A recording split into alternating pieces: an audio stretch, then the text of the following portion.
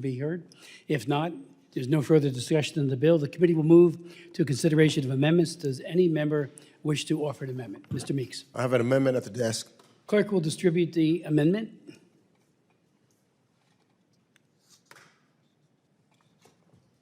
Sir, is it 41?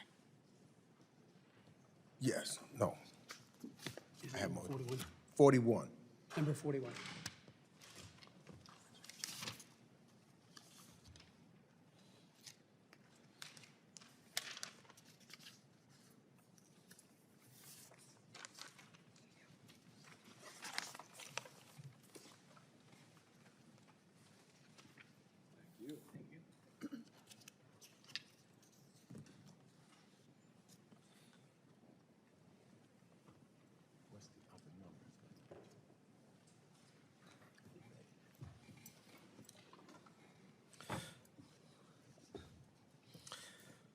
Clerk shall report the amendment. Amendment to H.R. 2633, offered by Mr. Meeks of New York. Page 2, beginning on line 3. Insert the following new paragraphs and redesignate accordingly. Without objection, further reading of the amendment is dispensed with. The representative is recognized for 5 minutes on the amendment. Thank you, Mr. Chairman. I'm introducing this amendment because I believe that it's extremely important that we acknowledge the fuller history here if we're going to look comprehensively at the United States-South African relations. And if this bill is going to criticize the South African government's decisions, some of which, as I said, I disagree with, just as there's a lot of disagreements that I have with the United States government and that we've had not only now, but over the years. But so therefore the record should also reflect the terrible decisions that were made in South Africa by South Africa's apartheid regime prior to 1994. Should be clear. So this amendment just restates the basic facts that an apartheid Afrikaner government ruled South Africa between 1940 to the 1990s. That government refused to grant political or civil rights to the nation's black majority. It is also true that this government, the apartheid government of South Africa, imprisoned Nelson Mandela for over 27 years. This apartheid government, who looked at black South Africans having no rights, no ability to vote, no ability to free movement. Yet the United States government did not sanction it. In fact, it was the last country to join to sanction South Africa after the rest of the world had done it. The last one. Nelson Mandela became president of South Africa in 1994. Yet it took from 1994 to 2008 to even get Nelson Mandela off the terrorist list in the United States. We've got a lot of work to do to make up to South Africa for our awful behavior. So to come in this short period of time, as Mr. Jackson said, in less than 30 years, and now want to sanction the South African government after all that it has been through is just wrong. And this record should reflect the true history of what has taken place, because this amendment takes us back to where we should never want to go. We should be able to sit down and talk to South Africa, who over those last 30 years, with the leadership of Nelson Mandela, have worked with us cooperatively also in many areas. This disagreement that we have on certain issues shouldn't cause a fracture that will lead us continually to move in the wrong direction. So if we're going to do this kind of amendment, let it reflect the true history of what has taken place. Let it reflect South Africa's place of leadership on the continent of Africa for the last 30 years. Let it reflect the spirit of those Black South African citizens of coming back and being able to become presidents and governments headed by Black South Africans when they've been forbidden to do it for such a long period of time. So I urge my colleagues to support this amendment so that the record would be clear and reflect who and what South Africa represents in its entirety and not in just a limited viewpoint. Now yield back the balance of my time. Any further discussion? Mr. Chairman. Representative Jackson. Thank you, Mr. Chairman. In the middle of the night and in bad faith, Democrats introduced this amendment, which has no relevance to the underlying bill. The findings listed in my legislation call out the bad actions by the current South African government. And I don't see any role in going back and looking at past governments and the relationships previously. This is the current South African government and the U.S.-South African relations now. And the ranking member's amendment is nothing more, in my opinion, than an attempt to justify the ANC's egregious actions toward Afrikaner community. Arguing over findings language is frankly a waste of everyone's time, especially considering that findings do not have any bearing on actual law, and regardless, if this amendment were to be adopted, the ranking member would still continue to oppose the underlying bill. I encourage every member of this committee to focus on the relevant bill language and oppose this amendment. And with that, Mr. Chair, I yield back. Any other members seek recognition? Representative Jackson. I would like to lend my support and agreement with our ranking member Meeks, and please tell me it's appropriate for me to introduce an amendment. I may introduce. Okay, thank you so much. Yield back. Yield back. Any other members seek recognition? Seeing none. Representative yields back. I oppose this amendment. There being no further discussion, the question now occurs on the amendment offered by Representative Meeks, number 41. All those in favor signify by saying aye. Aye. All those opposed signify by saying no. No. In the opinion of the chair, the noes have it, and the amendment is not agreed to. Roll call. Roll call vote having been requested. We will postpone that roll call vote. Pursuant to Chair's previous announcement, this vote will be postponed. Any further amendments? Representative Meeks is recognized. I have an amendment at the desk. 42. Clerk shall distribute the amendment. James, to come up here one second. James.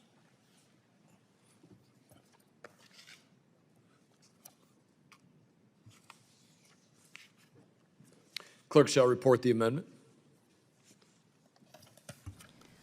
Amendment to H.R. 2633, offered by Mr. Meeks of New York.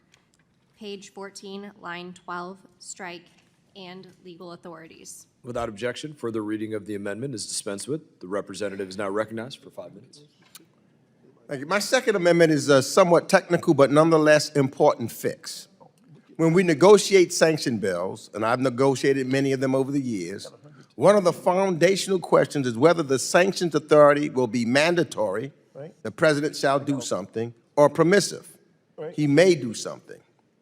I've supported both types of sanction bills depending on the specific context in question. The world is not a simple place, and we need to adjust our policy levers to specific contexts. But let's be clear. The executive branch doesn't need to cite a legal authority as to why it is not sanctioning an individual when the underlying authority is permissive in the first place. Yet, as drafted, this bill is committing a basic logical error.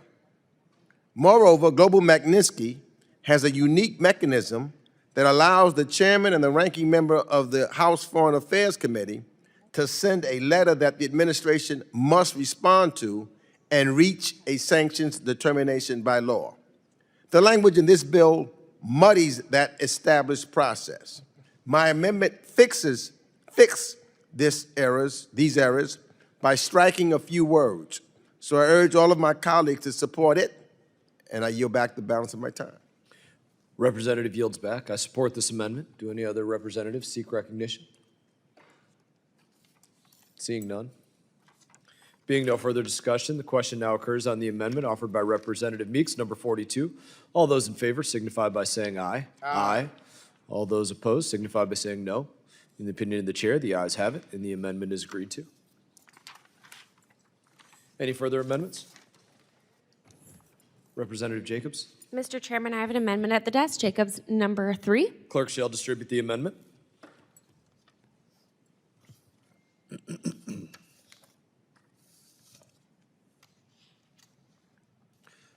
Clerk shall report the amendment. Amendment to H.R. 2633, offered by Ms. Jacobs of California. Redesignate Section 7 as Section 8. After Section 6, insert the following. Section 7, report Without on- objection, further reading of the amendment is dispensed with. The representative is recognized for 5 minutes on the amendment. Thank you, Mr. Chairman. My amendment is very simple. The Trump administration has stopped all refugee resettlement programs in the United States with one exception: Afrikaners from South Africa. As part of our committee's oversight responsibilities, it's important we understand the full accounting of U.S. taxpayer dollars required to resettle Afrikaners in the United States. This amendment would ask for a one-time report with this information. It's a common sense amendment and something I urge all of my colleagues to support. I yield back. Representative yields back. Now recognize myself. I oppose this amendment. President Trump is justified in providing asylum to these individuals. More importantly, this report does not have relevance in this particular bill. This bill is about holding the South African government accountable about their actions that they have taken that directly and negatively impact the interests of the United States of America. Any other representatives seek recognition? Representative Meeks. Yes, I thank Ranking Member Jacobs for offering this amendment, which requires the Department of State to report to this committee the amount of money our government is paying to resettle Afrikaners, refugees in the United States. This comes at the same time President Trump has blocked all other refugee settlements to the United States. That is pretty remarkable when you think about it. Let that sink in. The United States is welcoming white Afrikaners from South Africa, many of whom will tell you they neither need or want refugee status, while we actively turn away people from war-torn countries and those escaping extreme human rights abuses and political violence. The American people deserve to know how much money of their taxpayer dollars are funding this political stunt of a refugee program. So I urge my colleagues to support Representative Jacobs' amendment that will give us much needed transparency. And I yield back the balance of my time. Any other members seek recognition? Representative Jackson. Thank you, Mr. Chairman. I want to point out that this amendment was offered by my treasured colleague from California less than 15 minutes before the start of markup, and appears to be a last-ditch effort to criticize President Trump for his leadership in offering refuge and resettlement for legitimately persecuted Afrikaners. I fully support knowing where every dollar of taxpayer funding goes, but this report does not belong in a bill that reviews the bilateral relationship between the U.S. and South Africa. This amendment is also particularly ironic, given that Democrats had absolutely no issue with taxpayer dollars being used to transport millions of illegal aliens into the United States during the Biden-Harris administration. Even today, Democrats have taken no responsibility for the immigration crisis directly caused by these failed policies. I encourage every member of this committee to oppose this amendment. With that, Mr. Chair, I yield back. Gentleman yields back. Any further discussion? Representative Jayapal. Thank you, Mr. Chairman. I want to thank my colleague, Representative Jacobs, for introducing this amendment. I just want to remind the committee and anyone that's watching that the Refugee Resettlement Program has long been a bipartisan program. As the ranking member of the Immigration Subcommittee, I can tell you that it was Democrats and Republicans together who worked on establishing the program, supporting the program, and in fact, the evangelical community has called this the crown jewel of American humanitarianism.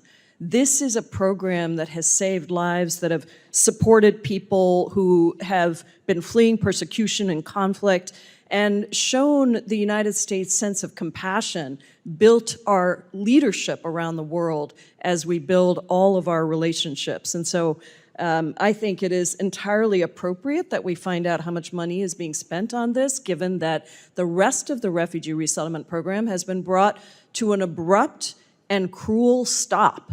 And there are people that are stranded around the world because the United States has reneged on our promises. So I urge adoption of the Jacobs Amendment, and I yield back. Representative yields back. Any other members seek recognition? Representative Jackson. Thank you so much, Chairman. I look forward to supporting the amendment of my colleague, Congresswoman Sarah Jacobs. We are here to deliberate the fate of a nation that is half a world away, a nation that is long entangled, has been long entangled in the bitter veins and vines of racial animosity that was in large part created by the United States of America. South Africa is a baby amongst nations on the continent. We have had a wholesale retreat from anything humanitarian, anything decent, anything engaging in diplomacy across the state. Striking this blow to the South African government is a strike to a blow to the entire continent. I've lived long enough to witness the lies that power tells itself. I have seen the myths that shroud oppression. I must speak plainly against the cruelty of injustice masquerading as legitimate concern. I support the amendment of the Honorable Sarah Jacobs. I yield back. Gentleman yields back. Any other members seek recognition? Being no further discussion, the question now occurs on the amendment offered by Representative Jacobs, number 3. All those in favor signify by saying aye. Aye. All those opposed signify by saying no. No. In the opinion of the chair, the noes have it. The amendment is not agreed to. A roll call vote has been requested pursuant to the chair's previous announcement. This vote will be postponed.